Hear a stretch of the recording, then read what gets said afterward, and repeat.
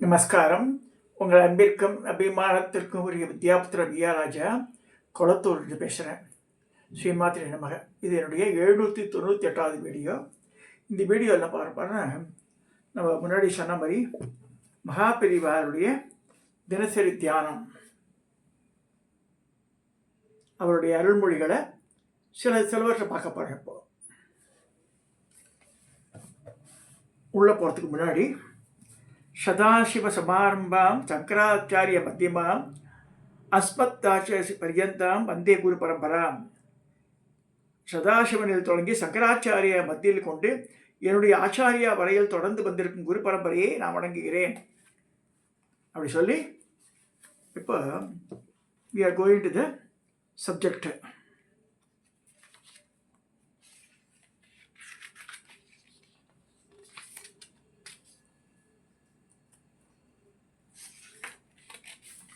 முதல் டாபிக் நகி நிந்தா நியாயம். நகி நிந்தா நியாயம் போட்டிருக்காரு. அப்படின்னா என்ன?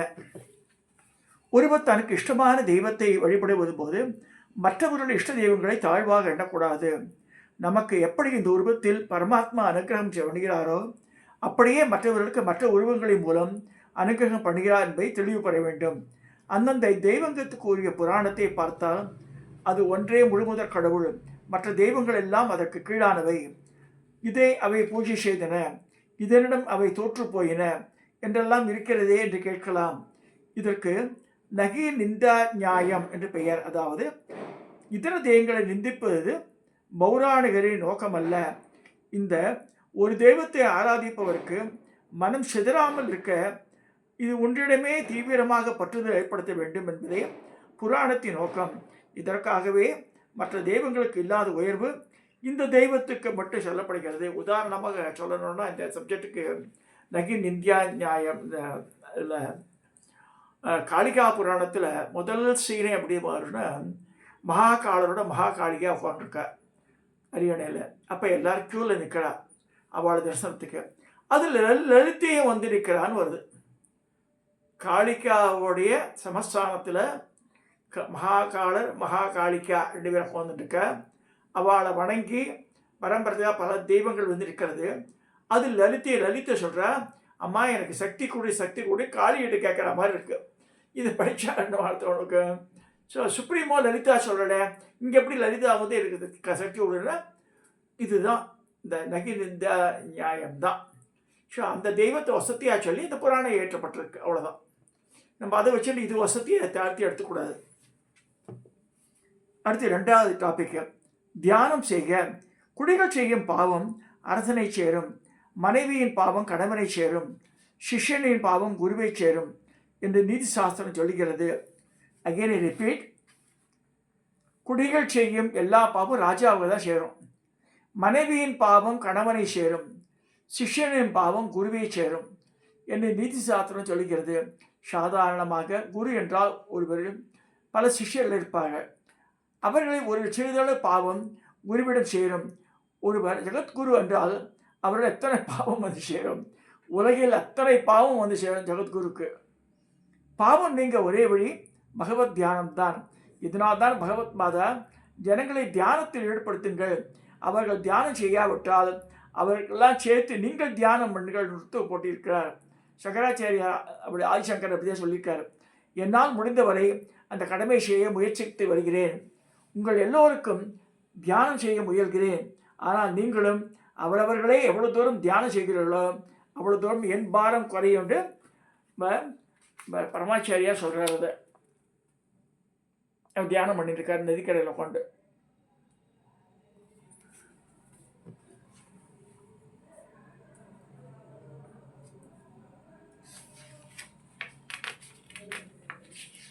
அடுத்தது 3வது டாபிக்கு, இன்றைக்கி பார்க்குறதுல 3வது டாபிக்கு கர்மயோகம். கர்மயோகம்னா என்ன? ஆசையின் திவேஷமும் வெறுப்பும் போய்விட்டால் எந்த செயலையும் வெறுப்பு இல்லாமல் அன்போடு செய்து கொண்டு ஆனந்தமாக இருக்க முடியும். ஆசைக்கும் திவேஷத்துக்கும் காரணம் அகங்காரம். அகங்காரம் தொலைந்தால் எந்த செயலுக்கிடையிலும் உயர்வு தாழ்வு தெரியாது. நம் கடமை எது என்ற உணர்ச்சியுடன் ஆனந்தமாக செயலில் ஈடுபட்டிருப்போம். உலகமும் க்ஷேமமாக இருக்கும். நான் செய்கிறேன், எனக்காக செய்து கொள்கிறேன் என்று அகம்பாவம் இல்லாமல் கடமையை செய்து பலனை ஈஸ்வருடைய பாதத்தில் அர்ப்பணம் செய்வதுதான் கீதை சொல்லும் கர்மயோகம். சொந்த விருப்பு வெறுப்பு இல்லாமல் உலக நன்மைக்காக செயலில் ஈடுபட்டு ஆத்ம பரிசுத்தி பெறும் இந்த பண்பாடு வேதகாலம் தொற்று நம் தேசத்தில் தழைத்து வந்திருக்கிறது. அந்த பண்பாட்டத்தை ஒரு கையடக்கமான பழையில் போட்டு கொடுத்தது போல் கீதையில் அனுகிரகம் செய்திருக்கிறார் ஸ்ரீ கிருஷ்ண பரமாத்மா. இதுக்கு இந்த படம் போட்டிருக்க.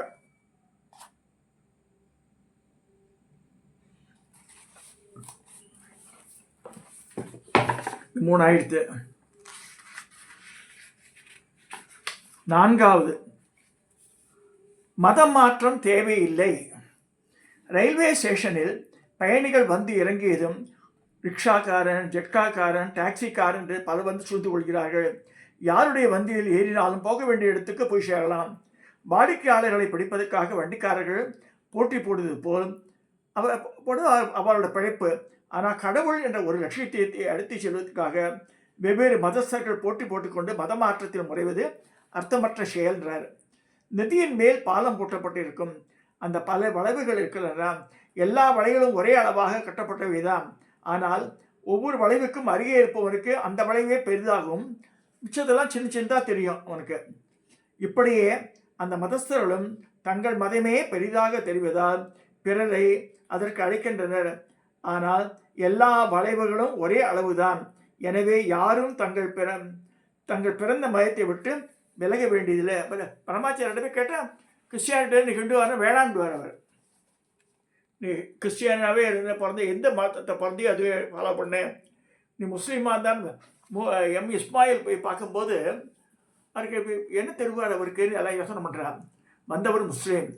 அவர் எம் இஸ்மாயில் பெரிய இதுவாக இருந்தார், சீஃப் ஜஸ்டிஸ் ஆஃப் ஹைகோர்ட்டாக இருந்தவர் எம் இஸ்மாயில்.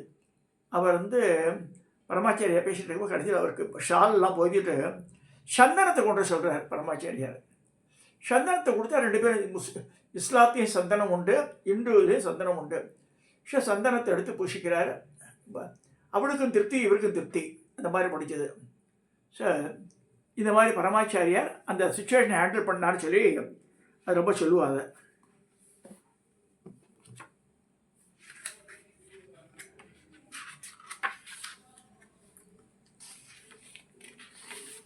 அடுத்தது நிம்மதியும் சௌக்கியமும். 5வது, ரிஷிகள் ஏதோ தங்கள் சொந்த அபிப்பிராயத்தை சொன்னார்கள் என்பதற்காக தர்மசாஸ்திரத்தை நாம் அனுசரிக்கவில்லை.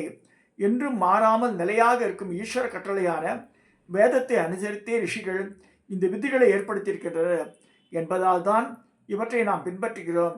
அதனை உள்ளபடி காப்பாற்றத்தான் முயற்சி செய்ய வேண்டுமே தவிர இவற்றை மாறுதல் செய்வதற்கு எனக்கு அதிகாரம் இல்லைன்னு பரமாச்சாரியார் சொல்கிறார்.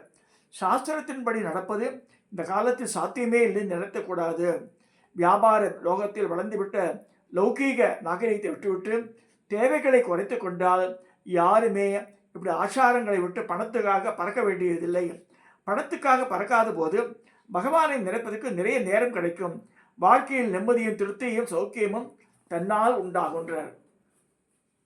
வெளிநாட்டு போய் சம்பாதிக்கிறான் பையன், ஆனால் அங்கே அந்த ஆட்டிசம் குழந்தை பிறக்கிறது, அந்த மாதிரிலாம் போய் எங்கேயோ தங்கிட்டு அந்த நம்ம தேசத்தை விட்டு போனேன், ஆற்ற விட்டு போனாலும் எனக்கு டபேல படிக்கும் போது 1980 ஜாயின் பண்ணேன். கொஞ்சம் இன்டர்னல் பாலிட்டிக்ஸில் என்னை பாம்பேக்கு ட்ரான்ஸ்ஃபர் பண்ணாங்க. ஒரே நாடு என் மாமா திருப்பி அப்புறம் இதெல்லாம் பேசி யார் உங்களை யார் ட்ரான்ஸ்ஃபர் பண்ண சொன்னால் சும்மா பேசியிருக்க ஆஃபீஸில் அப்படிலாம் பேசி பண்ணார்.